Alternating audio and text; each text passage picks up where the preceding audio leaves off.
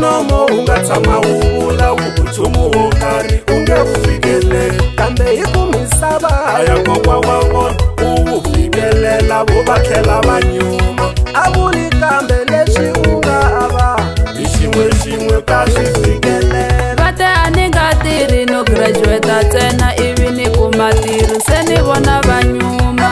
ule wo numa ku nga vulangi Jesu a ni misava ya kokwa wa vona. Loko ni nge swi kumi vukati se ni tekiwa, vohonohono matihlo va ku dundu. a ku nga vuli xikwembu swi vuriwe hi mune wa ku miseve na xibohiwe ya tirhweni. Loko a nga bebuli rosi u heti rungu ivi ni kuma hlangi se ni vona va nyuma. ta swi twisisa xikwembu xi twi hi munhu xi tirha hi nkarhi wa xona. Emovha ni nga xavi hikuva ni holi nchumu ivi ni xava movha se va lava lifiti. wa twa Jesu a nga